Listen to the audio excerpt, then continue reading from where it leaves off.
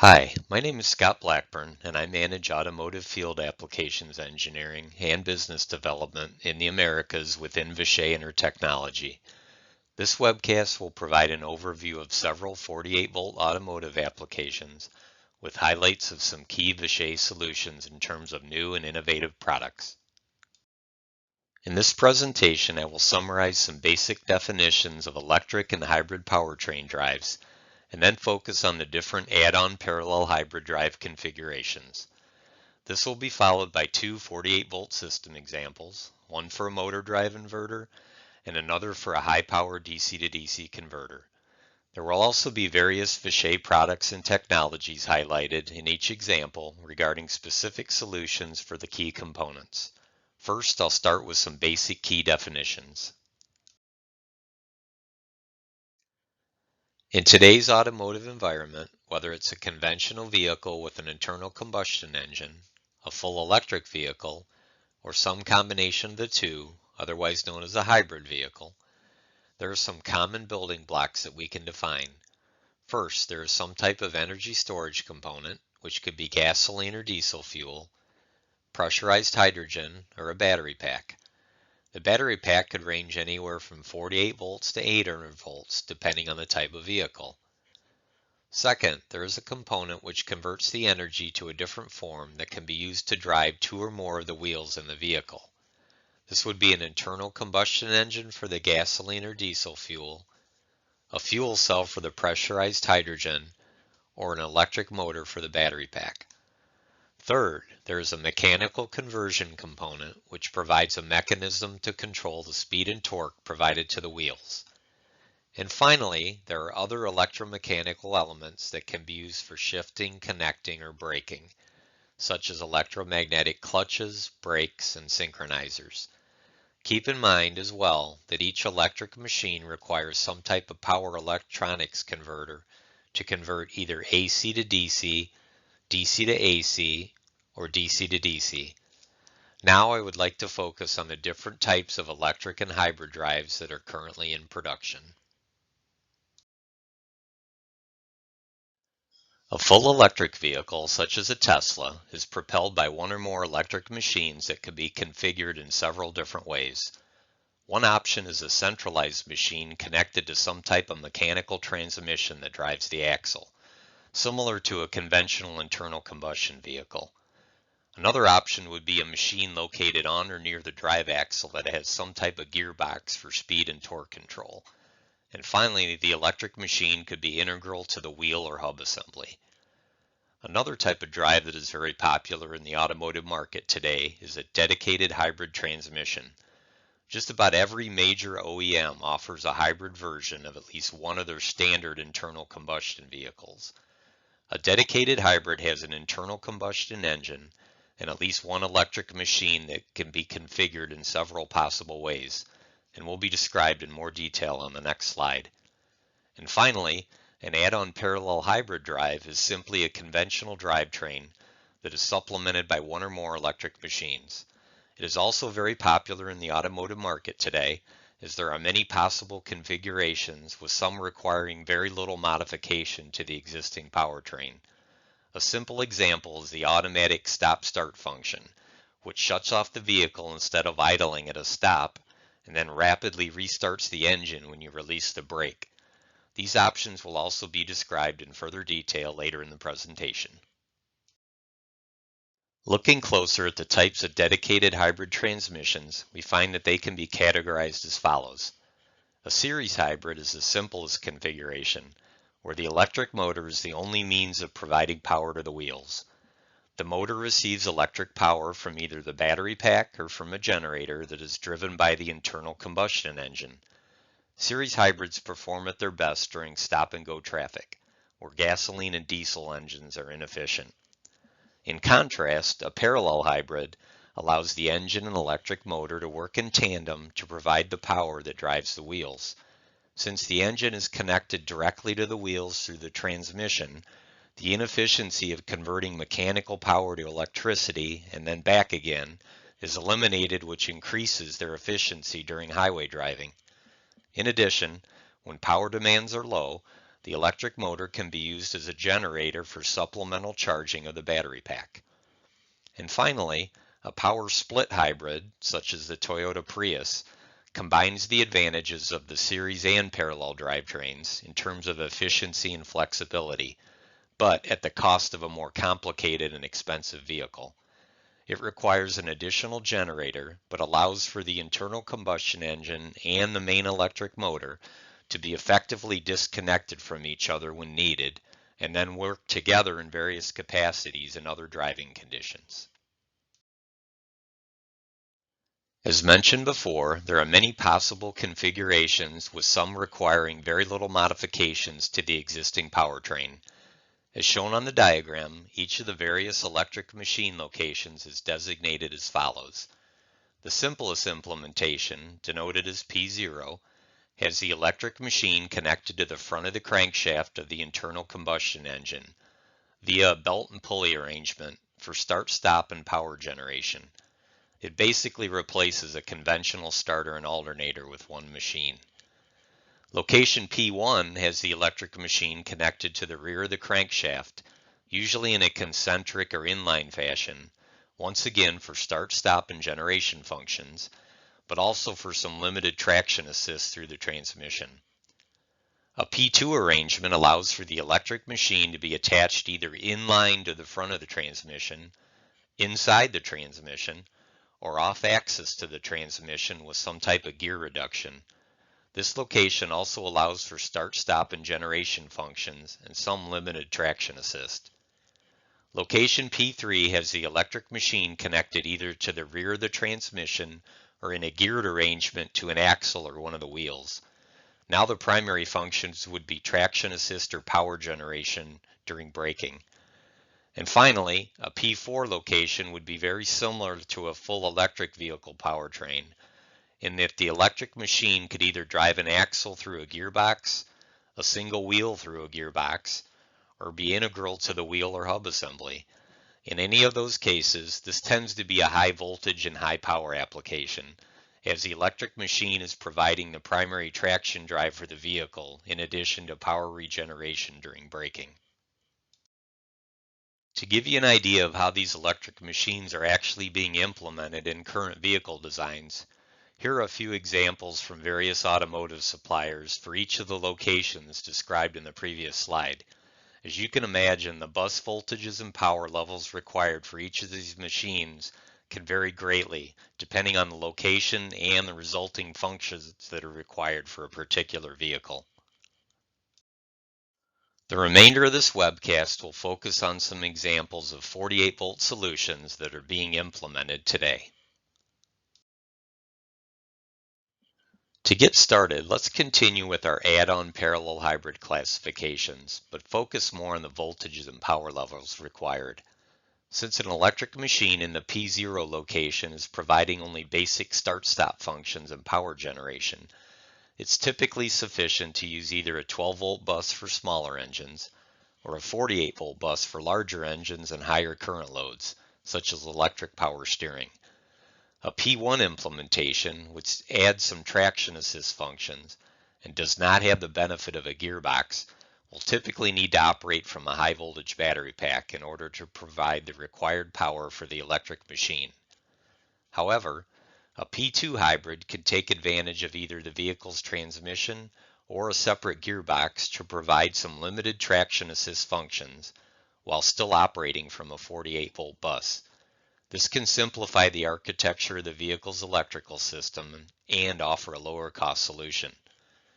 And finally, either a P3 or P4 location, since it's either directly or indirectly connected to a wheel or axle, requires much more current than can be reasonably supplied from a 48-volt bus, so the machine must be powered from a high voltage battery pack.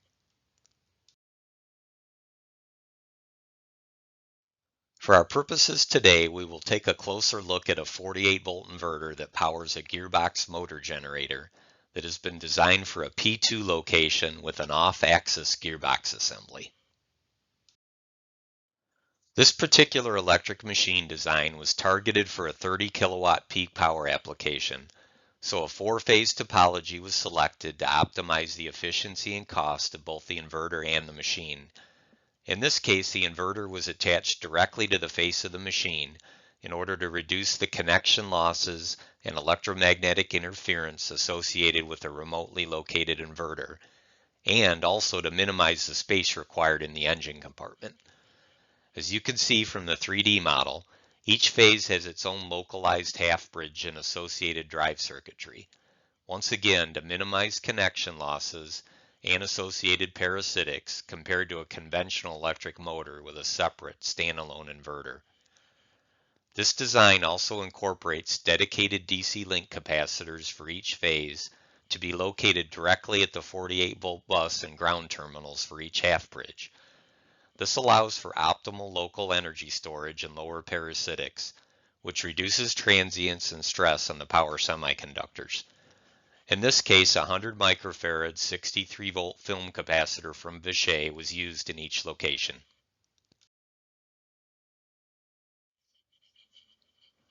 The MKT 1820 series is an automotive-grade polyester film DC link capacitor that is well suited for various 48-volt applications. It can operate at continuous temperatures of 125 C and also handle limited excursions up to 150 C. A wide range of values are available up to 100 microfarads at 63 volts and up to 56 microfarads at 100 volts. Also, if required by the application, customized terminations are possible for the standard case sizes, and completely customized packages and values can be designed to provide highly integrated system solutions. With regard to the individual half bridge and drive circuitry for each phase, several technologies are possible based on the system design and cost objectives. If it's necessary to minimize semiconductor losses and optimize cooling, a ceramic on-board substrate can be utilized. This allows bare die to be placed alongside conventional surface mount packages, as the ceramic substrate is integrated into a standard FR4 printed circuit board. In this case, 80-volt bare MOSFET die from Vishay that are 64 square millimeters each were used for the half bridge switches. In addition, a custom 100 microohm shunt from Vishay was used to measure the current in each motor phase. Vishay is a recognized leader in trench MOSFET technology through our Siliconics division. State-of-the-art processes and capabilities, as listed on the top of this slide, allow for automotive-grade bare die to be produced in sizes up to 96 square millimeters. The bare die are individually tested and verified, once again using state-of-the-art equipment such as dynamic wafer testing, complete parameter characterization, and inline visual inspection as detailed on the bottom of this slide. The known good die, or KGD, are then packaged into a standard tape and reel and prepared for shipment.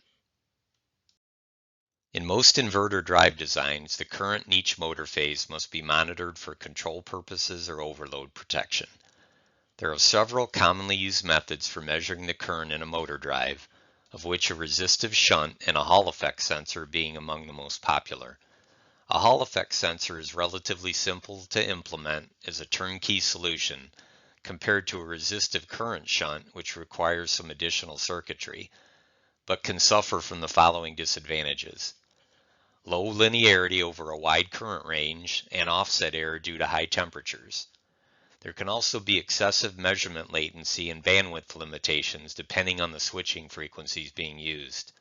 A Hall effect sensor will also saturate when its current range is exceeded and be unable to provide an accurate measurement. In addition, a Hall effect sensor requires a separate power supply for operation, and the overall system cost tends to be somewhat higher. And finally, customization of a Hall effect sensor is usually not possible, whereas a current shunt from the Vishay Dale division can be configured to meet the mechanical constraints of the system, either in one of the many standard packages from 0603 to 5931, or a customized version of the larger 8518 shunt.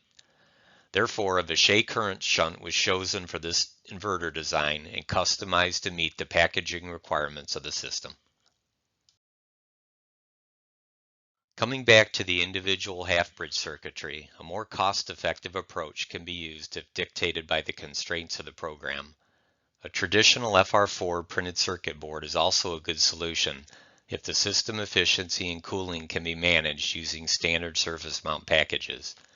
In this case, an 80-volt MOSFET from Vishay in a standard 8x8mm package was used for each of the half-bridge switches. In addition, a 100 microohm shunt from Vishay in a 5931 package was used to measure the over 150 amp current in each motor phase.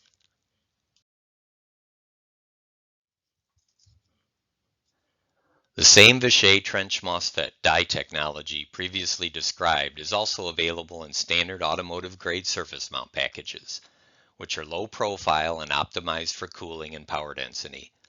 These packages include the PowerPack SC70, which is 2mm by 2mm, the PowerPack 1212, which is 3.3mm by 3.3mm, the PowerPack SO8L, which is 5mm by 6mm, and the PowerPack 8x8L, which is 8mm by 8mm.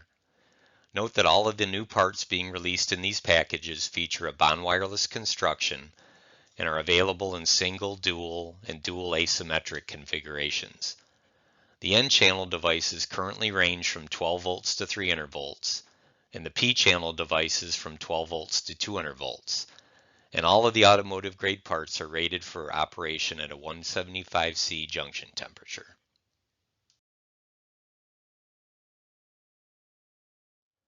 In this inverter example, a PowerPack 8x8L package was used to meet the low resistance and high current requirements of this design.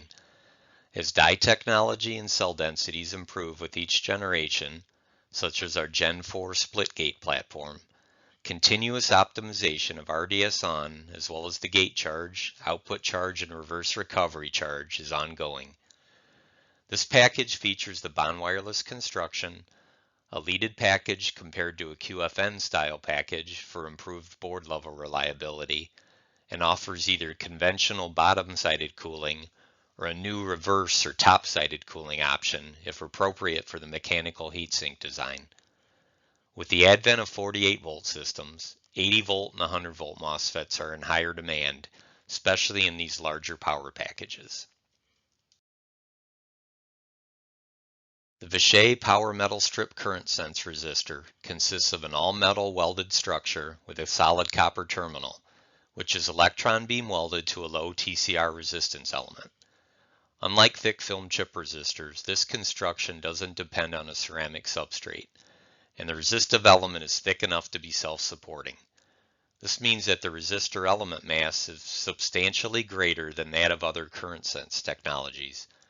Therefore, it provides superior pulse performance by absorbing more electrical energy before reaching a temperature limit. Furthermore, the resistant element is more robust than other technologies and can tolerate higher temperatures. The Vishay WSLP 5931 current shunt used in this inverter design offers the lowest resistance value of the surface mount power metal strip series of 100 microohms and the highest power rating of 15 watts. This performance envelope is often necessary for high power traction inverters and motor controls, DC to DC converters, onboard charging systems, and battery management systems in both 48-volt and high voltage automotive applications. If needed, the WSL-T series extends the temperature range beyond 170C up to 275C for use in gallium nitride inverter modules or high temperature underhood applications. The last portion of this webcast will focus on another common 48-volt application, the primary DC to DC converter. As dual board net systems, that is vehicles with both a 12-volt bus and a 48-volt bus, are becoming more popular, a high-power bidirectional 48-volt to 12-volt DC to DC converter is a key building block in the vehicle's architecture. In order to optimize the overall efficiency of the vehicle, energy must be transferred in either direction between the 12-volt battery and the 48-volt battery, depending on the electrical demands of the vehicle and the state of health of the batteries.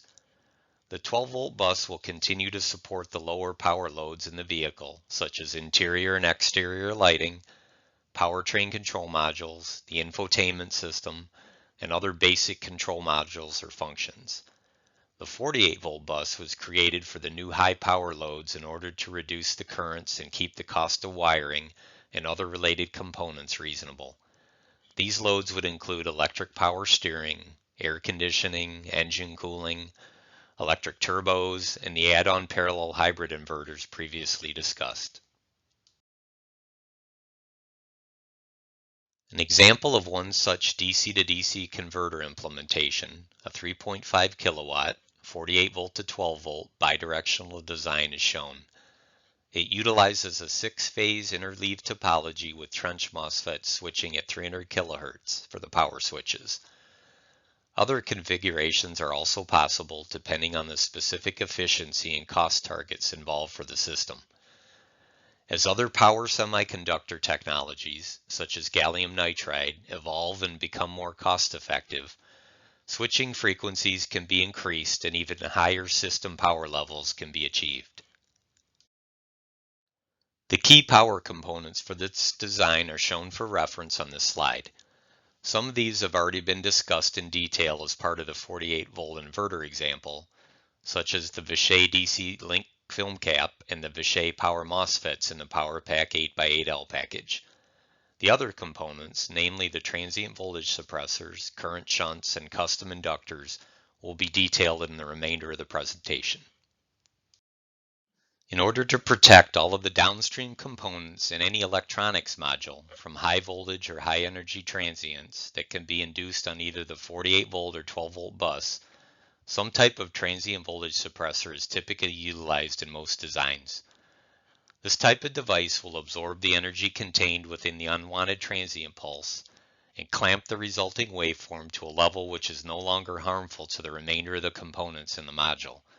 For example, on the 12-volt input, a single Vishay SM8S family transient voltage suppressor is usually adequate in clamping any transient pulses, including a full load dump event. These devices are AEC Q101 qualified and rated up to a 175C junction operating temperature. They're available in various working voltage levels up to 43 volts in a unidirectional polarity and come in the rugged DO218 package. However, on the 48 volt input, the voltages and energy levels of the transient pulses are usually significantly higher and may require 2 or even 3 SM8S devices connected in series to achieve the desired clamping level. If an even lower resulting clamp voltage or a more stable breakdown voltage at higher temperatures is desired, Vishay's new X-clamp technology can be used either by itself in a series-connected fashion or in conjunction with an SM8S device to achieve the desired results. The XMC device has a bidirectional polarity with a 24-volt working voltage level and comes in an SMC package. The Vishay power metal strip technology has already been discussed in the previous example with the use of the WSLP 5931. However, for a DC to DC converter application, some other package options may be desired depending on the number of phases, the maximum current levels involved, and the accuracy or stability required. In this example, a WSLP 3921 was chosen to meet the system requirements. But even smaller packages may be desired to achieve even higher power densities if the available printed circuit board area is limited, which is the case in many of today's applications. There are also 4-terminal Kelvin packages, which offer improved measurement accuracy and repeatability, as well as improved TCR performance, with the lowest parts per million temperature stability for the resistance value. One example of a very high power density package is the WSK1216, which is a new series for automotive applications. It features the 4-terminal Kelvin termination to offer more accurate and repeatable current measurement, and the best possible TCR for devices with resistance of 1 milliohm and below. This series is currently available down to 0.5 milliohms, with 0.2 and 0.3 milliohm being released by the end of this year. It will offer a very low TCR value of 50 ppm, providing superior temperature stability for high current measurement. The 8-watt rating in the 1216 footprint offers the highest power density of any current sense resistor on the market. In addition to inverters and DC to DC converters, the series is ideal for automotive applications, such as electronic braking and power steering, to reduce vehicle weight and improve reliability. A typical DC to DC converter will also require a storage inductor for each phase and possibly an input filter inductor depending on the system requirements. Since there are many variables involved in the design of an inductor, even for a given set of overall power specifications, it's virtually impossible to find an off-the-shelf solution. Therefore, a custom design is usually required for most high current and high power applications. The Vishay Inductors division is experienced in the design and manufacturing of high current custom inductors for high power traction inverters and motor controls, DC to DC converters, and onboard charging systems of both 48 volt and high voltage automotive applications. In order to streamline the entire design process, Vishay has engineered a line of customizable standard products that offer a baseline size and performance that can be modified to meet a customer's specific requirements. This results in lower costs due to the use of common materials that can be readily available from stock and processes or tooling that are already in place. Furthermore, the typical timeline for a custom designed inductor in terms of samples, validation builds, and production can be streamlined and compressed. For this DC to DC converter example, a 6 microhenry customized version of our standard IHDM inductor was used for each of the phases. In addition, a custom 2.5 microhenry inductor was used for the input filter. This series features a powdered iron core technology, similar to our standard IHLP automotive inductors, which will be covered shortly, that is superior to ferrite in terms of a near linear saturation performance at temperatures up to 180 C. The IHDM also makes use of edge-wound flat wire for the coil to reduce the DC resistance and minimize the losses and resulting temperature rise. It's easily customizable in terms of the inductance value, voltage rating, terminations, and mounting orientation to meet the requirements of many 48 volt and high voltage automotive applications. Since there are numerous applications and topologies using high current inductors in automotive applications, the specific requirements for efficiency and performance in terms of DC losses and AC losses, based on the switching frequencies involved, may require the use of other technologies. Therefore, Vishay has also introduced the IHDF family of inductors. This series features a low-loss ferrite technology that minimizes AC power losses in high ripple current applications, while still allowing operating temperatures up to 155 C. Similar to the IHDM series, the IHDF line of inductors also makes use of edge-wound flat wire for the coil to reduce the DC resistance and minimize the losses and resulting temperature rise. It is easily customizable in terms of the inductance value, voltage rating and terminations, and the low-profile package improves the mechanical shock and vibration performance. In some cases, where the power requirements of the DC to DC converter are much less than the 3.5 kilowatts of this example, and where multi-phase topologies are still being utilized, it may be possible to use our standard IHLP automotive grade power inductors that are qualified to the AEC Q200 standard with continuous temperature ratings up to 180 degrees C. These inductors range in size from the IHLP 1212, which is 3 millimeters by 3 millimeters, up to the IHLP 8787, which is 22 millimeters by 22 millimeters, and are available in various heights. The low-profile package and wide terminations provide excellent mechanical shock and vibration performance, especially in engine-mounted applications. The IHLP inductors also exhibit very impressive current ratings. For example, A 1 microhenry IHLP 8787 is rated for continuous operation at 69 amps, which is defined as the DC current that will cause an approximate increase in temperature of 40 degrees C. The IHLP technology was originally created and patented by Vishay and features a very unique construction. The high-temperature copper magnet wire is wound first and then ultrasonically welded to a copper lead frame that is plated with nickel and tin. Then a proprietary blend of low-loss iron powder is pressed around the winding and lead frame at a very high pressure, and the resulting assembly is cured at a specific temperature, which results in a very compact inductor. There is no wasted space since an air gap or bobbin is not required, as you might find in the construction of a typical inductor. The copper wire and lead frame carry current, and the powdered iron carries flux, which results in the most efficient inductor possible in terms of the volumetric density. In addition, since the winding is completely contained within the magnetic material, you effectively get a magnetically shielded inductor without having to add a separate shield as you might find in other inductors. Also, due to this composite construction, these inductors exhibit ultra-low buzz noise. In terms of the saturation characteristics of the IHLP compared to a standard Farad inductor, there's a drastic difference in performance.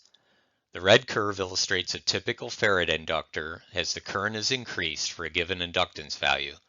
The curve is very flat up to a certain current level, known as the saturation point, at which there is a significant drop in the inductance.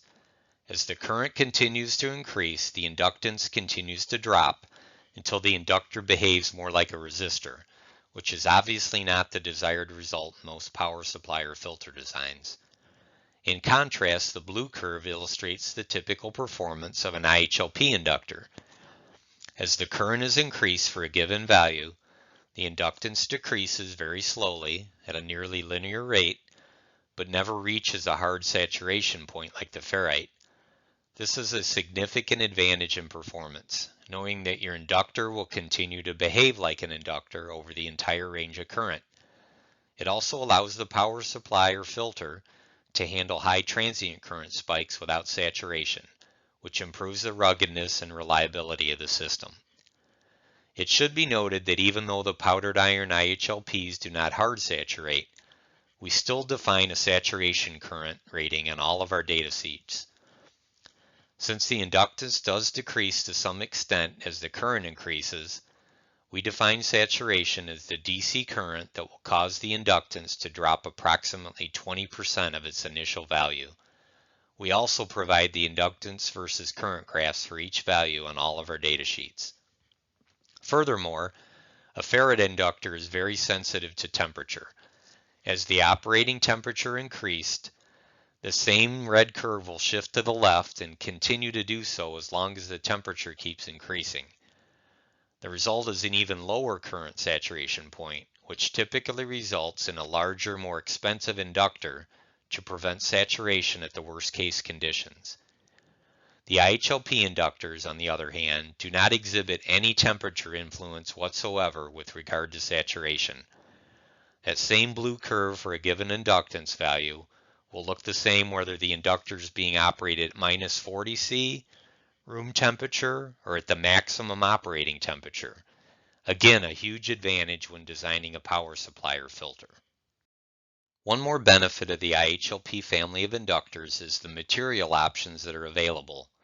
When this technology was first created and released for production, there were only two material choices available, both topping out at 125 C with regard to the maximum continuous operating temperature. The -A1 material was optimized for very high frequency operation, up to at least 5 MHz, so it exhibits the best saturation performance and lowest AC core losses possible. The -1A material, on the other hand, was optimized for the lowest possible DC resistance.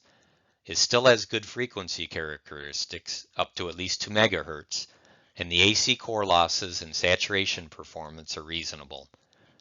In the years since the inception of the IHLP, There has been continuous improvement in the iron powder technology in terms of temperature and frequency response.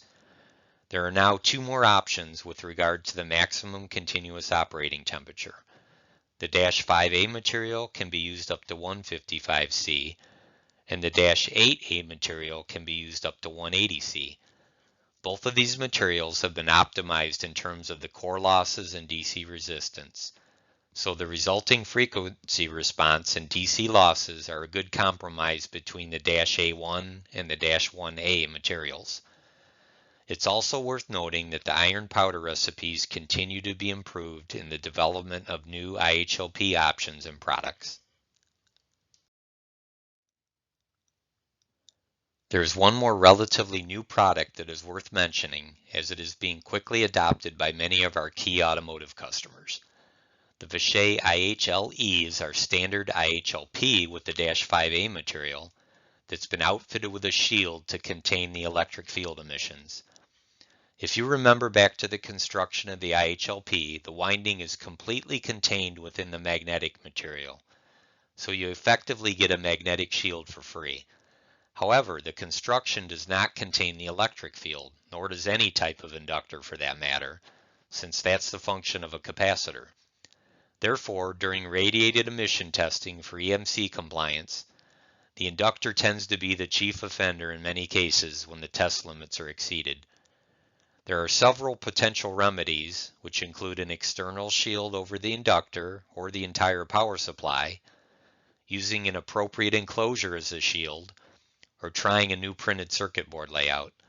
All of these methods can add significant cost, complexity, and time, depending on the severity of the problem.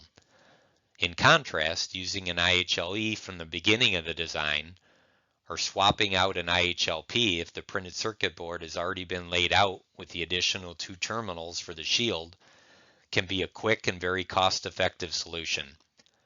The results will vary from one design to another, but reductions up to 20 dB in the electric field when measured at a distance of 1 centimeter above the center of the device have been achieved. The IHLE is currently released in the 25-25, 32-32, and 40-40 sizes as shown on the infographic, with the 50-50 size just recently being released. This concludes today's presentation. Thank you for your time today. I hope it was informative and relevant to your applications. Please keep Vishay in mind for any discrete component solutions as you forge ahead into your new designs. At this time, we'll be opening up the webcast for any questions that have been submitted.